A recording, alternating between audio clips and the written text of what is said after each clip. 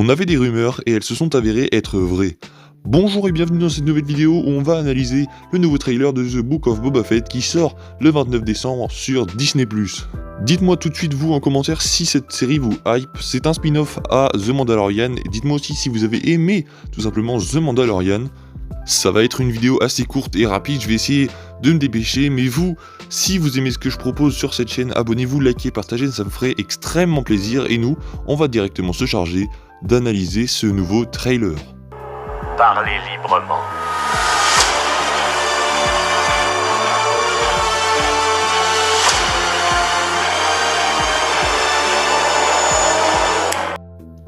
Alors, on commence ce trailer avec un plan sur Tatooine, où on peut y voir un B'omar, c'est une sorte d'araignée, il faut être assez spécialisé dans Star Wars pour connaître ça, c'est une sorte d'araignée qui transporte les cerveaux de leur proie, tout simplement dans la bulle orange que vous pouvez voir.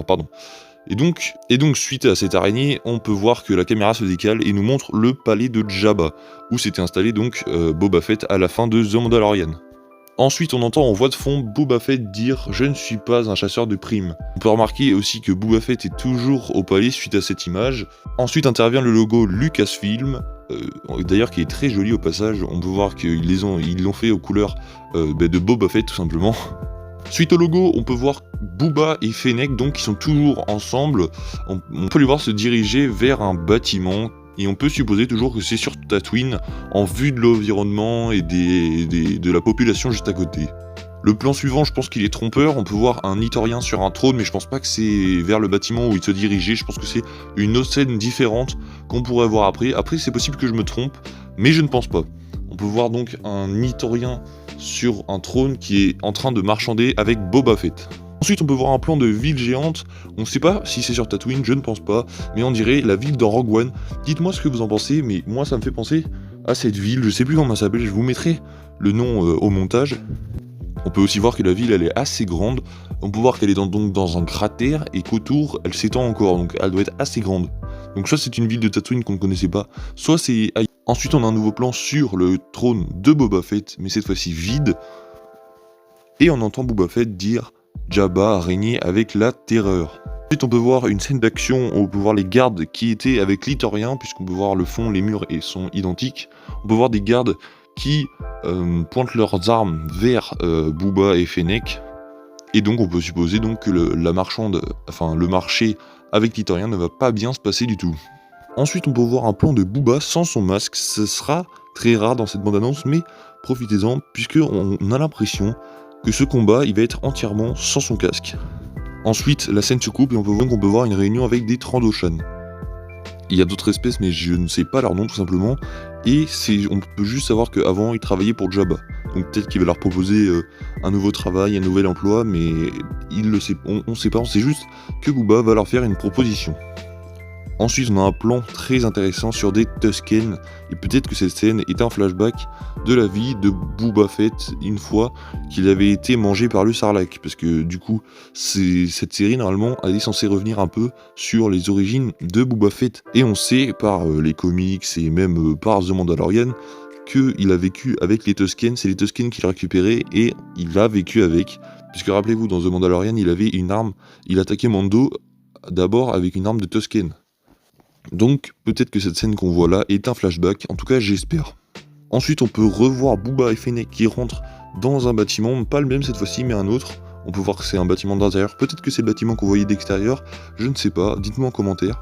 Ensuite ce plan est très intéressant puisqu'on peut y voir le Slave One qu'on n'avait pas vu depuis The Mandalorian. En fait j'allais dire une connerie mais non, on l'a pas revu depuis The Mandalorian, mais il sera bien présent dans The Book of Boba Fett. Ça semblait logique mais c'est quand même important de le dire. Ensuite on peut voir donc ça revient au combat de Booba sans son masque et on peut voir le casque de Boba Fett tomber au sol avec des crédits à l'intérieur. Je sais pas pourquoi il a des crédits dans son casque, il faudra m'expliquer, on verra bien de toute façon dans la série, mais il a des crédits, on a l'impression qu'il les a volés à quelqu'un, ces crédits qui étaient cachés dans son casque, et on voit donc le casque qui tombe sur le sable et qui se vide donc des crédits qu'il avait à l'intérieur.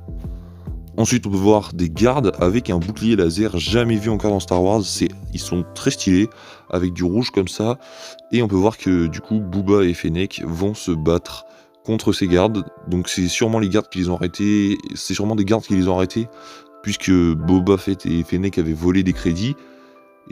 Et donc on va aller voir se battre, on va voir Boba Fett même tuer un des gardes. Enfin on sait pas s'il va le tuer, mais on le voit l'attaquer avec une grande violence. Et enfin on peut voir en plan final Boba sur son trône qui est en train de menacer des anciens capitaines de Jabba. Voilà pour l'analyse du trailer. Maintenant on va parler de ce que pourrait être la série. Déjà on peut noter la ressemblance avec The Mandalorian. Il y a des plans similaires, les plans de paysage sont quasiment pareils, même la façon dont sont filmés les combats, on dirait exactement The Mandalorian, donc on peut voir quelques similitudes. Après on verra au niveau du scénario si c'est la même chose, mais je ne pense pas. Je pense qu'ils vont essayer un peu de se détacher, sachant qu'il y a la saison 3 qui arrive en fin 2022. Et vous, dites-moi comment vous pensez que la série va être dirigée, mais moi j'ai l'impression qu'on se dirige plutôt sur une guerre des gangs, parce que on a plusieurs chefs de gangs qu'on peut voir, ou Boba marchande avec eux, et on peut voir plusieurs gardes, et on a l'impression plus que c'est des gangs dans Tatooine. On sent aussi qu'on va passer énormément de temps dans Tatooine, donc si vous aimez le sable, préparez-vous, parce que The Book of Boba Fett, je pense, allez, au moins 70% de la série, non quand même pas, mais 50% de la série va se passer à Tatooine, parce que c'est quand même là qu'est son repère avec le palais de Jabba, et je pense qu'on va beaucoup être sur Tatooine durant cette série. En tout cas, vous dites-moi si cette série vous hype. Pour ma part, oui, plutôt. Pas autant que The Mandalorian, mais quand même un petit peu. Ça fait plaisir de revoir Boba Fett sous son armure. Donc voilà, la vidéo touche à sa fin. Dites-moi si ça vous a fait plaisir en commentaire. C'est une vidéo assez rapide, hein, je vous avais prévenu. Mais voilà, avec la critique de Venom 2, n'hésitez pas à aller la voir. C'est la vidéo juste avant celle-là. J'avais pas envie qu'on fasse une trop grosse vidéo. J'avais quand même envie d'en parler et c'est fait, donc ça me fait plaisir. Dites-moi vous si ça vous a fait plaisir, abonnez-vous, likez et partagez si c'est le cas.